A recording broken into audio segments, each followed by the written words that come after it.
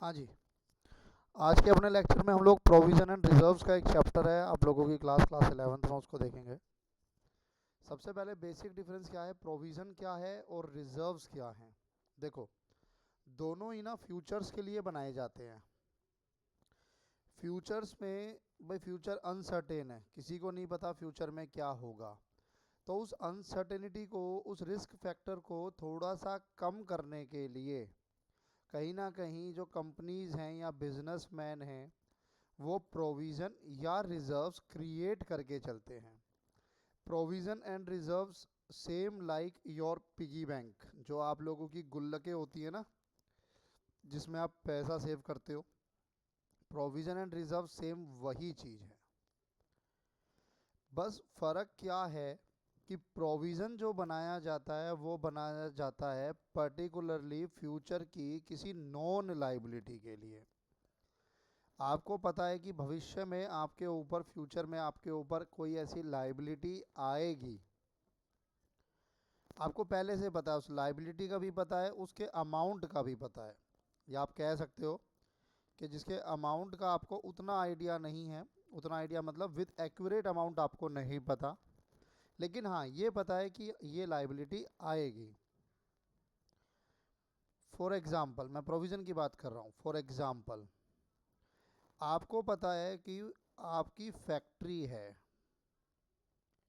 उस फैक्ट्री में वर्कर्स काम करते हैं। अब फैक्ट्री है, फैक्ट्री में खुदा ना खास्ता किसी को चोट भी लग सकती है, किसी के साथ मिस हैपनिंग भी हो सकती है। और ये हमारे यहाँ पर प्रोविज़न्स हैं कि हाँ जी ऐसा हो जाता है, क्योंकि फैक्ट्री है, वो फैक्ट्री में मशीन्स है, जांट मशीन्स हैं वहाँ पर, तो वहाँ पे ऐसा हो जाता है। तो कंपनी ने क्या किया हुआ है, कंपनी को आइडिया है कि भाई भविष्य क्या, फ्यूचर में हमको हर बार, हर साल कुछ अपने वर्कर्स को कंपनसेशन पे करनी पड़ती ही पड़ती है। तो हम क्या करेंगे, हम उस वर्कमैन की कंपनसेशन के लिए एक प्रोविज़न बना लेंगे। ईयर बाय ईयर हम उस प्रोविज़न में कुछ पैसा अपने प्रॉफिट में से निकाल कर साइड में रखते रहेंगे, और उस पिगी बैंक को, उस गुल्लक को नाम दे दिया गया वर्कमैन कंपनसेशन फंड। तो बेसिकली वर्कमैन कंपनसेशन फंड क्या हो गया, एक गुल्लक हो गई, एक पिगी बैंक हो गई, जिसमें कि हम लोग अपने प्रॉफिट में से पैसा निकाल कर साइड में रख रहे हैं, और फ्यूचर में इसका यूज़ होगा किसी नॉन लाइबिलिटी के लिए। भाई आपने 2 साल 3 साल आपने प्रॉफिट्स में से पैसा निकाला, और वो पैसा निकाल कर आपने साइड में रखा। साइड में मीन्स आपने एक प्रोविज़न में रखा, उस प्रोविज़न का क्या नाम था, वर्कमैन कंपनसेशन फंड। ये कुछ भी हो सकता है, और भी एग्जांपल्स हैं मेरे पास इसके। एक होता है प्रोविज़न फॉर डेप्रीसिएशन, आप लोगों ने डेप्रीसिएशन वाले चैप्टर में पढ़ा है, provision for depreciation. Provision for depreciation क्या होता है, भाई आप एक मशीन आज परचेज करके लाए, आपको पता है ये मशीन जो है 10 लाख की है, इस मशीन की लाइफ 10 ईयर्स है। तो 10 लाख डिवाइडेड बाय 10, आपने नंबर ऑफ मेथड्स पढ़े थे, उसमें से एक था SLM, स्ट्रेट लाइन मेथड। तो वो जो SLM मेथड था उसमें क्या था, 10 lakh divide by 10, per year depreciation, per annum depreciation कितना आ गया, पर एनम डेप्रीसिएशन आ गया 1 लाख रुपीज़। 1 लाख का जो ये डेप्रीसिएशन आया, आप इसको हर साल अपना प्रोविज़न में डालते रहते हो। क्यों, क्योंकि आपको पता है कि 10 साल के बाद आपको ये मशीन रिटायर करनी पड़ेगी, और आपको एक न्यू मशीन परचेज करनी पड़ेगी, जिसकी कॉस्ट भी लगभग 10 लाख होगी। तो आपने क्या किया, आपने एक प्रोविज़न बनाया। प्रोविज़न किस लिए बनाया आपने, वो प्रोविज़न एक पर्टिकुलर नॉन लाइबिलिटी के लिए बताया, फ्यूचर की लाइबिलिटी के लिए बनाया। तो इससे क्या फ़ायदा है, इससे ये फ़ायदा है कि सडनली आपके ऊपर कोई भी फाइनेंशियल, कोई भी मॉनेटरी लाइबिलिटी नहीं आएगी, कि आप अपने बजट के अकॉर्डिंग चल रहे हो, और आके आपके जो प्रोडक्शन मैनेजर हैं वो कह दे जी हमारी मशीन ख़राब हो रही है, 10 लाख का बजट पास कर दो। तो आप कहोगे यार 10 लाख कहाँ से लाएं, अब अभी तो कोरोना काल से निकले हैं। लेकिन अगर आपने पहले से प्रोविज़न बनाया होगा, तो वो 10 लाख की लाइबिलिटी आपके ऊपर एक सडन लाइबिलिटी नहीं बन पाएगी, वो आपके रेगुलर प्रोसेस को इंटरप्ट नहीं करेगी। प्रोविज़न फॉर डेप्रिसिएशन हो गया। और भी आप इसके एग्जांपल ले सकते हो, provision for legal damages, provision for legal damages. तो अब लीगल डैमेजेस भी सेम है। हमारा क्या प्रोडक्ट है, हमारा मान लीजिए ईटेबल आइटम है, कोल्ड ड्रिंक है कोई, या मैगी टाइप कुछ स्नैक है, कुछ भी इस तरीके का आइटम है हमारा। तो हमें पता है कि आए दिन हमारे ऊपर जो कंज्यूमर है वो केस कर देता है। किसी को एक्सपायरी डेट का प्रोडक्ट मिल गया तो हम पे केस हो गया, किसी के प्रोडक्ट में कोई इंसेक्ट निकल गया तो हमारे पे केस हो गया, किसी का जो प्रोडक्ट है उसको खाने की वजह से कोई टैं बोल गया तो उसकी वजह से हम पे केस हो गया। तो ये अलग अलग प्रोडक्ट, हमारा प्रोडक्ट ऐसा है कि हम पे लगातार केसेस होंगे और हमें कंपनसेशन भी पे करना पड़ेगा। तो हम क्या करेंगे, हम उसके लिए एक प्रोविज़न बना के रखेंगे, प्रोविज़न फॉर लीगल डैमेजेस। ये जो प्रोविज़न आप क्रिएट करते हो, ये प्रोविज़न भी आपकी एक तरीके से लाइबिलिटी है। तो ये भी लाइबिलिटी के फ्यूचर में आपको ये पैसा पे करना है। और इस लाइबिलिटी में पैसा कहाँ से आ रहा है, आपका जो प्रॉफिट हुआ है पर ईयर, उसमें से कुछ पैसा निकाल कर आप इस प्रोविज़न में ट्रांसफ़र करते हो ईयरली बेसिस पर। डन। अब हम इसको थोड़ा सा रीड आउट करते हैं। Provision is an amount set aside, provision कहता है एक अमाउंट है, सेट असाइड साइड में निकाल के रखा जाता है। कहाँ से निकाला जाता है, ये प्रॉफिट एंड लॉस में से निकाला जाता है। और एक वर्ड यूज़ हो रहा है चार्जिंग। चार्जिंग का अगर वो कह रहा है कि प्रॉफिट एंड लॉस में चार्ज हुआ है, तो इसका मतलब ये एक क्या है, ये एक एक्सपेंस है, इसको कंपनी एक्सपेंस की तरह ट्रीट करेगी। और statement of PNL in case of companies, दोनों सेम है आपके लिए, प्रॉफिट एंड लॉस ही समझो। क्यों आपने निकाल के साइड में रखा, क्यों आपने इसको खर्चा बनाया, to provide for a non liability, कि कोई फ्यूचर की नॉन लाइबिलिटी है और उस लाइबिलिटी का amount, non liability the amount of which can not be determine with accuracy, कि आपको आइडिया तो है कि कितने का खर्चा आएगा, लेकिन एग्जैक्ट क्या खर्चा आएगा वो आपको आइडिया नहीं है। It is charged in the profit and loss account on estimated basis, एक अंदाजे के थ्रू, एक एस्टिमेशन के थ्रू आप इस प्रोविज़न को क्रिएट करते हो। ऑब्जेक्टिव क्या हैं प्रोविजंस बनाने के, the objective of provision are to account all expenses and losses, future के जितने एक्सपेंसेस एंड जितने लॉसेस हैं उन सब की अकाउंटिंग करना, उनको अपने अकाउंट्स में लाना, ये हमारा प्रोविज़न है। Where the amount of liability expense and losses is not ascertain, कहता है जहाँ पर लाइबिलिटी का, खर्चे का, नुकसान का अमाउंट असर्टेन नहीं हो सकता तो हम उसको एस्टिमेट करते हैं, अंदाज़ा लगाते हैं। आपने ना एक वर्ड और सुना था मेरे मुंह से, बैड डेब्ट्स। क्या होते हैं बैड डेब्ट्स, बता सकते हो?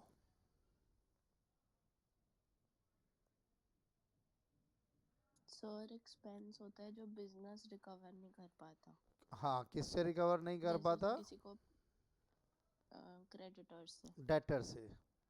डेटर से, हाँ जी। सॉरी। बैड डेब्ट हो, बैड डेब्ट हो गया आपका, आपने किसी को उधार पर सेल किया, आपने किसी को उधार पर सेल किया, तो जब आपने किसी को सेल किया उधार पर, तो आपको उस सेल के अगेंस्ट में क्या मिलेगा, पैसा मिलेगा, डेटर बन जाता है वो। और अगर फ्यूचर में उससे पैसा नहीं मिलेगा तो वो बन जाएगा बैड डेब्ट। इसका मतलब क्या हुआ कि बैड डेब्ट भी हमारा फ्यूचर का एक तरीके से लॉस है, और उस लॉस को हम लोग क्या कर रहे हैं, पहले ही अपना एक प्रोविज़न बना रहे हैं। They are estimated an account by making provision. As a result of provision, provision की वजह से क्या होगा, करेक्ट और नियर करेक्ट प्रॉफिट और losses, ascertain liabilities and assets are shown at correct value. एक कंसेप्ट मैंने आपको पढ़ाया था, प्रोविज़न ना उसी कंसेप्ट के अंतर्गत चल रहा है। जो आप ये प्रोविज़न क्रिएट कर रहे हो ना, ये आप क्यों कर रहे हो, क्योंकि आपने कंसेप्ट पढ़ा था अकाउंट्स में, प्रूडेंस कंसेप्ट।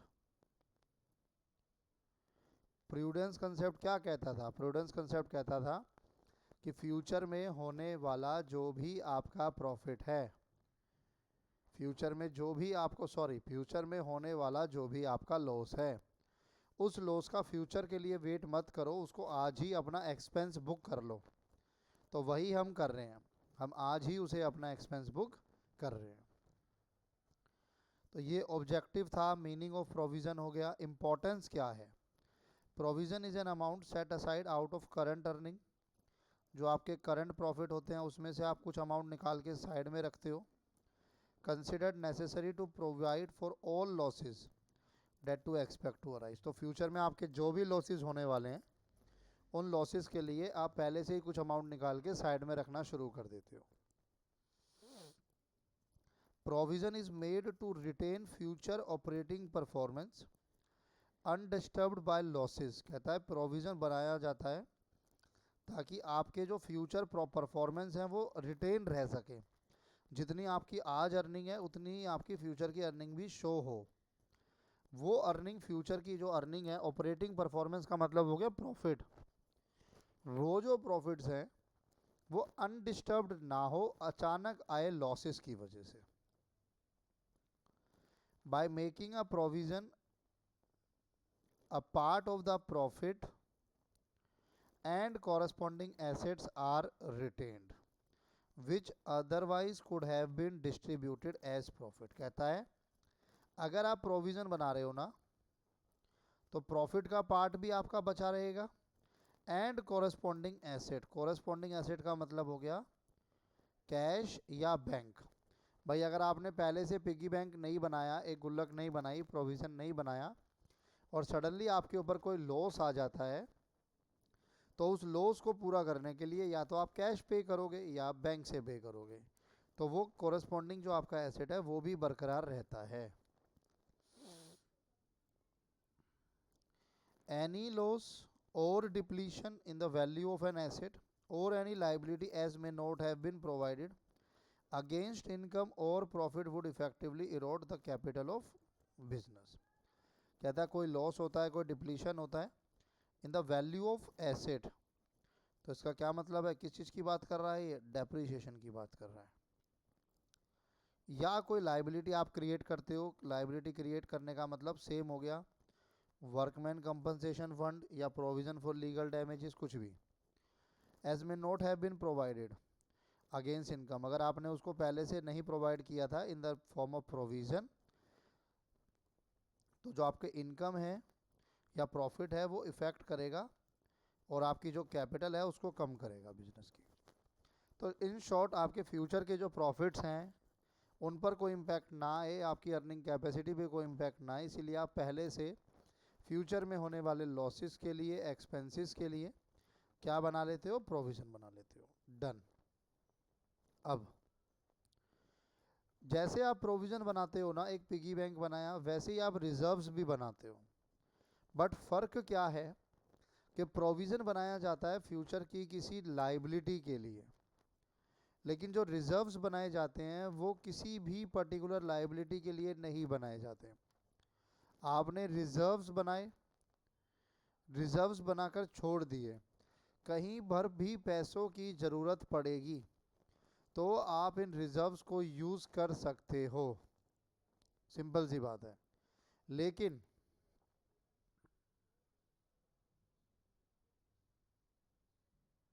एक सेकंड वेट कीजिएगा।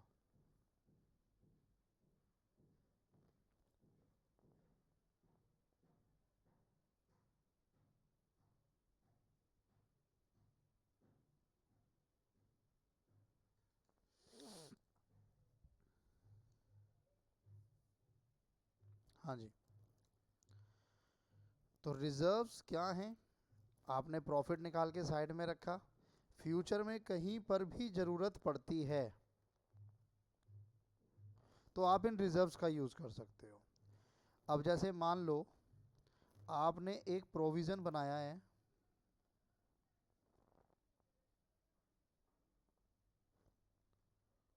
Workman compensation fund, workman compensation fund उसने एक बनाया है, और एक बनाया है रिजर्व, सिंपल रिजर्व।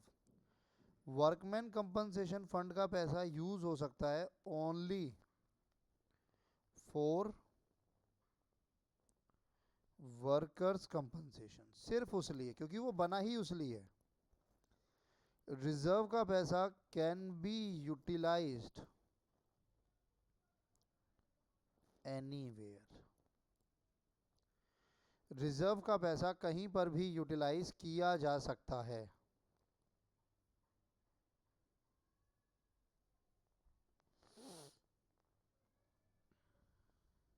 डन है। वर्कमैन कंपनसेशन फंड आपने यानी प्रोविजन जिस भी पर्पस के लिए बनाया है वो सिर्फ उसी पर्पस में यूज होगा, लेकिन रिजर्व कहीं पर भी यूज हो सकता है।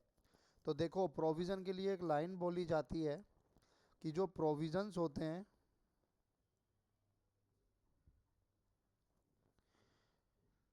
वो प्रोविजंस जो होते हैं वो एक पर्टिकुलर पर्पस के लिए यूज होते हैं, और प्रोविजंस बनाए जाते हैं कि आपकी फ्यूचर लाइबिलिटीज को टैकल किया जा सके। लेकिन रिजर्व बनाए जाते हैं to strengthen the financial position, कि आपकी जो फाइनेंशियल पोजीशन है वो स्ट्रॉन्ग रहे। जैसे आज के टाइम पर हम लोग म्यूचुअल फंड्स में, आपके पेरेंट्स भी हो सकता है म्यूचुअल फंड्स में इन्वेस्ट करें, या फिर हो सकता है कि आपके जो पेरेंट्स हैं कमेटियां डालते हों। तो ये सब किस लिए होता है? म्यूचुअल फंड में इन्वेस्ट करते हैं कि स्ट्रेंथ करते हैं पोजीशन को। लेकिन कई बार क्या होता है, हम लोग जैसे मान लो मेरी बिटिया हुई, तो मैंने उसकी एक LIC ले ली। LIC ले ली, कितने साल की ले ली मैंने? लेट से उसकी LIC ले ली एक 19 ईयर्स की, कि भाई 19 ईयर्स के आसपास या 17 ईयर्स के आसपास जैसे ही वो 12th पास आउट करती है तो आगे फर्दर स्टडीज़ के लिए पैसों की ज़रूरत होगी, तो ये LIC मैंने उसके लिए ले ली। तो वो जो LIC है वो एक पर्टिकुलर पर्पस के लिए ली गई है, तो वो प्रोविज़न हो गया मेरे लिए। तो ऐसा नहीं है कि रिजर्व और प्रोविज़न जो है वो बिजनेसमैन की लाइफ में है। एक डे टू डे जो एक्टिविटी करते हैं, चाहे आप किसी गवर्नमेंट जॉब में हो, चाहे आप अपने छोटे से प्रोफेशन में हो, बिजनेस में हो, किसी में भी हो, आप देखोगे कि हम लोग पर्टिकुलर अपनी लाइफ में भी प्रोविज़न और रिजर्व अलग अलग बनाकर चलते हैं। जो कमेटियाँ डाली है हमने, जो म्यूचुअल फंड्स में पैसा डाला हुआ है, वो कहीं पर भी यूज़ हो सकता है। सडनली हमें कहीं पर घूमने का मन हुआ, हमने अपना म्यूचुअल फंड से पैसा निकाल लिया, कमेटी उठी, हमने उसको खर्च कर दिया। लेकिन LIC हमने जिस पर्टिकुलर पर्पस के लिए डाली है हम उसी में उसको यूज़ करेंगे। Reserves are the amount set aside out of profit, तो ये बात तो सेम है। It is an appropriation of profit. अब इस बात को समझने वाली बात है ये कि जो प्रोविज़न होता है वो चार्ज अगेंस्ट प्रॉफिट होता है। प्रोविज़न में आप क्या मानते हो? प्रोविज़न को एक्सपेंस मानते हो, लेकिन जो रिजर्व है वो एक्सपेंस नहीं है, वो प्रॉफिट का ही पार्ट है, not an expense. Reserve expense नहीं है। और एक्यूमुलेटेड प्रॉफिट आप कह सकते हो कि या तो एप्रोप्रिएशन कह लो। एप्रोप्रिएशन का बेसिकली जो हिंदी मतलब है वो हो गया आपका बंटवारा, एप्रोप्रिएट करना, कि भाई ये पैसा पकड़ो, अलग अलग लोगों में बांट दो, एप्रोप्रिएट कर दो, डिस्ट्रीब्यूट कर दो। तो ऐसे ही प्रॉफिट को आपने अलग अलग लोगों में बांटा, उसमें से एक जो पर्सन था उसका नाम था रिजर्व। और एप्रोप्रिएशन ऑफ प्रॉफिट कह लो या फिर एक्यूमुलेटेड प्रॉफिट्स कह लो। क्यों क्यों किया जाता है? To strengthen the financial position of the business, ताकि बिजनेस की फाइनेंशियल पोजीशन जो है वो स्ट्रॉन्ग रहे। वो स्ट्रॉन्ग क्यों रहेगी? क्योंकि हमें हर वक्त पता है कि कुछ फंड्स हमारे पास सरप्लस में हैं। Reserves are not set aside to meet a liability. Reserves किसी लाइबिलिटी को या वैल्यू की डेप्रिसिएशन को मीट करने के लिए नहीं बनाए जाते, but it is set aside to meet known और अननोन कंटिंजेंसी। कहता है नॉन हो या अननोन हो, कंटिंजेंसी। कंटिंजेंसी का मतलब क्या हो गया? फ्यूचर प्रॉब्लम्स, फ्यूचर आपदाएं, भविष्य में आने वाली कोई भी दिक्कत जो आपको पता हो या ना पता हो, that may arise in future, वो फ्यूचर में अराइज हो सकती है। तो कोई भी ऐसी नॉन अननोन लाइबिलिटी जो कि आपकी फ्यूचर में अराइज हो सकती है, उसके लिए बनाया जाता है। रिजर्व किसी पर्टिकुलर पर्पस के लिए नहीं बनाया जाता। Example are general reserve, reserve for expansion, reserve for equalisation of dividend, reserve for increase cost of replacement etcetera. It is important to note that if the amount equal to reserve is invested in outside security. अच्छा जी, अब क्या होता है ना, कई बार जो companies होती हैं, कंपनीज कहती हैं हम रिजर्व निकाल कर साइड में रखते रहते हैं, साइड में रखते रहते हैं, साइड में रखते रहते हैं, साइड में रखते रहते हैं, हम इस पैसे का क्या करें? अगर हम इसको ऐसे ही रखेंगे तो ये तो बेकार पैसा, हमारे लिए बेकार है। तो वो कहते हैं हम इस पैसे को बाहर मार्केट में इन्वेस्ट करेंगे। बिल्कुल कर सकते हो। जब आप कंपनी के पैसा, कंपनी रिजर्व का पैसा बाहर मार्केट में इन्वेस्ट करते हो तो फिर उस इन्वेस्टमेंट को, और उसको कहा जाता है इन्वेस्टमेंट को तो इन्वेस्टमेंट कह देंगे, और जो रिजर्व है, रिजर्व का नाम बदल कर क्या हो जाएगा? रिजर्व फंड हो जाएगा। ये कंसेप्ट आपके इसमें तो बहुत छोटा सा है, लेकिन अगर आप सीए में करते हो, सीए में जाते हो, एमबीए में जाते हो, कहीं भी जाते हो और वहाँ पे एक चैप्टर आएगा आपके पास, तो उसमें ये रिजर्व फंड अपने आप में एक टॉपिक है। तो आपको थोड़ा सा आइडिया इसका रहना चाहिए कि what is the difference between reserve and reserve fund. आपने पैसा निकाल कर साइड में रखा, वो रिजर्व कहलाएगा। लेकिन अगर उसी पैसे को आपने मार्केट में इन्वेस्ट भी कर दिया तो फिर वो रिजर्व नहीं कहलाएगा, वो रिजर्व फंड कहलाएगा, फिर वो रिजर्व फंड कहलाएगा। But if there are no specific investment,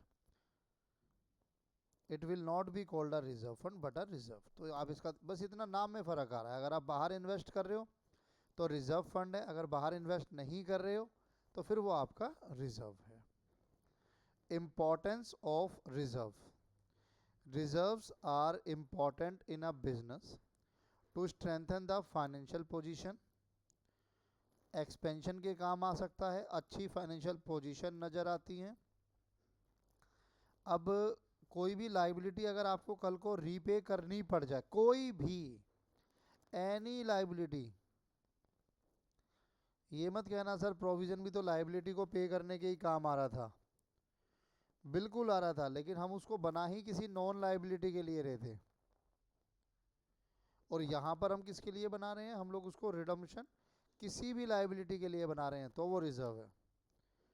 meeting unforeseen contingency, कोई हमारे ऊपर सडन मुसीबत आ जाए उसके लिए हमने बनाया है। अच्छा, एक होता है ना डिविडेंड, होता है डिविडेंड।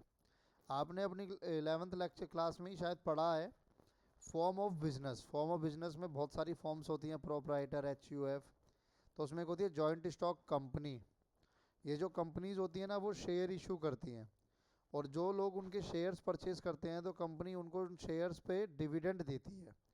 डिविडेंड यानी एक तरीके से रिटर्न ऑन इन्वेस्टमेंट हो गया। अब इस साल आपने डिविडेंड ज़्यादा दिया, अगले साल अगर कम दे दोगे, अगर अगले साल कम दे दोगे तो आपकी कंपनी का नेगेटिव मार्केट में जो है वो नाम जाएगा। तो इसीलिए आप क्या करोगे भाई, इस साल हमने ज़्यादा दिया, क्यों? क्योंकि प्रॉफिट ज़्यादा हुआ। लेकिन कोई ज़रूरी नहीं है ना कि अगले साल भी प्रॉफिट ज़्यादा हो। तो अगर अगले साल प्रॉफिट ज़्यादा नहीं हुआ तो हमें कम डिविडेंड देना पड़ेगा। अगर हमने कम डिविडेंड दिया तो हमारी जो है मार्केट में नाक कट जाएगी एक तरीके से। हमारे को, लोगों को क्या लगेगा कि पिछली बार तो ज़्यादा डिविडेंड दिया था, इस बार कम दिया है, लगता है कंपनी घाटे में जा रही है। ऐसा ना हो कहीं कंपनी बंद हो जाए तो कंपनी में से पैसा निकालना शुरू कर देंगे लोग बाग। ऐसी सिचुएशन अराइज ना हो, इसीलिए कंपनी क्या करती है, एक अलग से रिजर्व बना लेती है कि कल को अगर फ्यूचर में प्रॉफिट्स कम होंगे तो हम इस रिजर्व से डिविडेंड को दे देंगे, ताकि डिविडेंड कम नहीं होना चाहिए मार्केट में। मीटिंग लीगल रिक्वायरमेंट, कई बार किसी लीगल रिक्वायरमेंट के चलते हैं किसी एक्ट में लिखा है, जैसे इन्वेस्टमेंट रिजर्व रिक्वायर्ड होता है इनकम टैक्स लॉ के through. Type of reserves, reserves भी दो टाइप के होते हैं, एक रेवेन्यू रिजर्व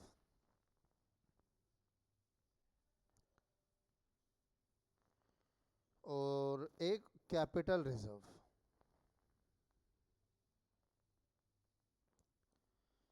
रेवेन्यू रिजर्व और कैपिटल रिजर्व, ये डिपेंड करेगा आपके प्रॉफिट पर।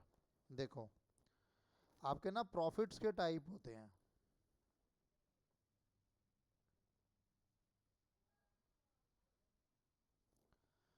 Revenue profit, capital profit. Revenue profit क्या होता है? आपका जो पर ईयर प्रॉफिट है फ्रॉम योर बिजनेस, वो रेवेन्यू प्रॉफिट है। कैपिटल प्रॉफिट जैसे सेल ऑफ एनी एसेट, आपने सडनली कोई एसेट की सेल की, वहाँ से आपको प्रॉफिट हो गया, तो वो आपका बिजनेस नहीं है। तो मैं यहाँ कह सकता हूँ नॉन बिजनेस प्रॉफिट्स। कोई भी ऐसे प्रॉफिट जो आपके बिजनेस के नहीं है उसको कैपिटल प्रॉफिट कहा जाता है, और जो आपके रेगुलर बिजनेस के प्रॉफिट्स हैं उनको रेवेन्यू प्रॉफिट्स कहा जाता है। रेवेन्यू प्रॉफिट्स में आप, अगर आपको रेवेन्यू प्रॉफिट्स में से पैसा निकाल कर आप साइड में रखते हो एक रिजर्व में, तो वो रिजर्व कैसा रिजर्व बना? वो रेवेन्यू रिजर्व बना। लेकिन अगर आपको कोई कैपिटल नेचर का प्रॉफिट होता है और उसमें से आप कुछ पैसा निकाल कर साइड में रखते हो, तो वो जो रिजर्व बना वो कैपिटल नेचर का रिजर्व बना। तो रेवेन्यू रिजर्व या कैपिटल रिजर्व डिपेंड करेगा कौन से प्रॉफिट में से उसकी उत्पत्ति हुई है, उसका सोर्स क्या है। Revenue reserve are set aside out of revenue profit which are valuable, which are available for distribution of dividend. Dividend जो मैंने अभी आपको पूरी कहानी बताई, डिविडेंड हम देते हैं, तो डिविडेंड जब हम देते हैं तो वो जो डिविडेंड है ना, वो सिर्फ और सिर्फ रेवेन्यू प्रॉफिट से जाता है। अगर वो रेवेन्यू प्रॉफिट से नहीं जाता, ऐसा नहीं हो सकता। आपको रिजर्व हमेशा रेवेन्यू प्रॉफिट से देना है। तो इसलिए रेवेन्यू रिजर्व को इस तरह से भी बोल दिया जाता है कि ये वो रिजर्व है जिससे आप डिविडेंड देते हो। रेवेन्यू रिजर्व को अलग फिर दो पार्ट्स में डिवाइड किया जाता है, एक जनरल रिजर्व और एक स्पेसिफिक रिजर्व। जनरल रिजर्व एक प्रॉपर रिजर्व हो गया कि भाई आपने एक रिजर्व बनाया, आप उसको कहीं पर भी यूज़ कर सकते हो। स्पेसिफिक रिजर्व का मतलब भी वही हो गया कि आपने एक रिजर्व बनाया है लेकिन किसी पर्टिकुलर पर्पस के लिए बनाया है। तो कई बार स्टूडेंट कहता है कि सर स्पेसिफिक रिजर्व तो कहीं ना कहीं प्रोविज़न की तरह लगता है। मैं कहता हूँ बिल्कुल लगता है जी, मैं मना नहीं करता, बिल्कुल लगता है। Specific reserve is that reserve which is set aside for a specific purpose and only be utilized for that purpose. But basically difference क्या है? बेसिकली जो डिफरेंस है वो डिफरेंस है कि रिजर्व, स्पेसिफिक रिजर्व किसी लाइबिलिटी के लिए नहीं बनाया आपने। आपने स्पेसिफिक रिजर्व, जैसे मान लो आपने बोला मेरे को 10 साल बाद कोई एक प्रोजेक्ट है वो डालना है, या मुझे कोई बड़ा प्लांट है वो परचेज करना है, कोई लैंड परचेज करनी है, तो मैं उसके लिए प्रॉफिट साइड में रख रहा हूँ। तो है तो एक पर्टिकुलर पर्पस के लिए, लेकिन वो लाइबिलिटी नहीं है, वो रिजर्व है। क्यों? क्योंकि लैंड परचेज करना कोई लाइबिलिटी थोड़ी है। तो ये फ़र्क है स्पेसिफिक रिजर्व में और प्रोविज़न में, कि प्रोविज़न बनाया जा रहा है पर्टिकुलर लाइबिलिटी के लिए, लेकिन स्पेसिफिक रिजर्व बनाया जा रहा है किसी पर्टिकुलर पर्पस के लिए। और जनरल रिजर्व का तो अपना कोई पर्पस है नहीं, उसको आप जहाँ मर्जी यूज़ कर सकते हो। General reserve is the amount set aside out of profit not for any specific purpose, किसी स्पेसिफिक पर्पस के लिए नहीं होता। It is available for any future contingency और एक्सपेंशन ऑफ बिजनेस। कोई फ्यूचर प्रॉब्लम आती है वहाँ भी यूज़ कर सकते हो, अगर बिजनेस का एक्सपेंशन करना चाहते हो तो वहाँ भी यूज़ कर सकते हो। कैपिटल रिजर्व क्या है?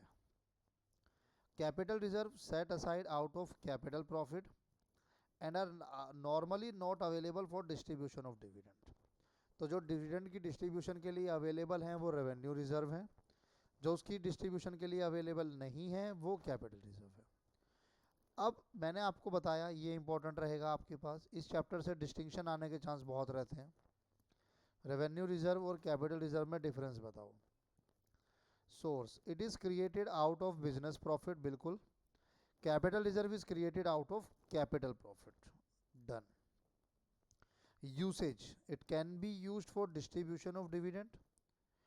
It can be used for distribution of dividend only if company satisfies certain condition. तो मैं यहाँ बोलता हूँ generally no. आप भी लिख सकते हो कि it is generally not available for distribution of dividend. Instead of इतनी लंबी कहानी लिखने की बजाय आप सीधा लिख सकते हो generally it is not.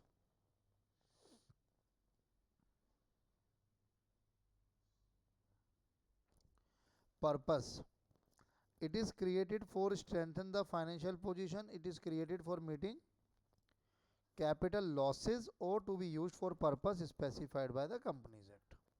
Done. उसके बाद ये बहुत इंपॉर्टेंट है, बल्कि इसको तो आप कुछ भी कर लो, ये क्वेश्चन आता है। अगर ये चैप्टर फर्स्ट टाइम आ रहा है तो ये क्वेश्चन आएगा, distinction between reserve and provision. बस ये ध्यान रखना कि डिस्टिंक्शन आपको बेसिस के अकॉर्डिंग याद करना है। खाली डिस्टिंक्शन याद कर लोगे उससे काम नहीं चलेगा, क्योंकि वो कई बार ऑन द बेसिस भी पूछ लेते हैं। नेचर, रिजर्व क्या है? रिजर्व प्रॉफिट का बंटवारा है, एप्रोप्रिएशन है। बट जो प्रोविजन है वो प्रॉफिट पे चार्ज है। Purpose, it is create to strengthen the financial position and to meet unforeseen liability. It is made to meet known liability or contingency if the amount is not determined. Effect on profit, भाई क्योंकि ये appropriation है तो ये profit and loss में नहीं आता, ये प्रॉफिट एंड लॉस अप्रोप्रिएशन में आता है। ये अकाउंट आपने ना सीखा है ना सीखोगे, 11th में 12th में सीखोगे। Profit and loss appropriation account profit and loss के बाद आता है, और उसमें ऐसे ही आइटम आते हैं जैसे रिजर्व्स, पार्टनर्स को कुछ पे करना, जो आपस के हैं, आउटसाइड नहीं है। तो क्योंकि हम इसको पीएनएल अप्रोप्रिएशन में डेबिट करते हैं, प्रॉफिट एंड लॉस में डेबिट नहीं करते, हैंस प्रॉफिट अफेक्ट नहीं होता। प्रोविजन तो सीधा सीधा प्रॉफिट एंड लॉस अकाउंट में डेबिट होता है, तो प्रॉफिट आपका रिड्यूस हो जाता है। Investment, it may be invested outside the business. Provision को आप बाहर इन्वेस्ट नहीं कर सकते, और अगर आपने रिजर्व को बाहर इन्वेस्ट किया है तो फिर वो रिजर्व फंड कहलाएगा।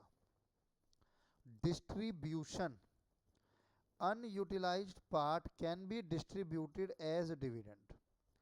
जो आपका अनयूटिलाइज्ड पार्ट होगा रिजर्व का, आप उसको डिविडेंड की तौर पर डिस्ट्रीब्यूट कर सकते हो, लेकिन आपको पता है कि आप प्रोविजन को डिविडेंड के तौर पर डिस्ट्रीब्यूट नहीं कर सकते। Compulsion, is it compulsory to create reserve? No, it is created out of हाँ, it is created out of prudence, out of profit, कि भाई आपको फ्यूचर में कोई नुकसान ना होगा तो उसके लिए हम बना रहे हैं। प्रोविजन बनाना जरूरी है, लीगल नेसेसिटी है। Presentation, a reserve is shown on the liability side of balance sheet। Balance sheet में रिजर्व एंड सरप्लस में आता है, और ये आपकी एक प्योर लायबिलिटी होती है, तो आप इसको लायबिलिटी में शो करते हो, या फिर आप उसको एसेट में से माइनस करके दिखाते हो। डन। ये आपका टॉपिक था, ये आपका चैप्टर था प्रोविजन एंड रिजर्व्स का।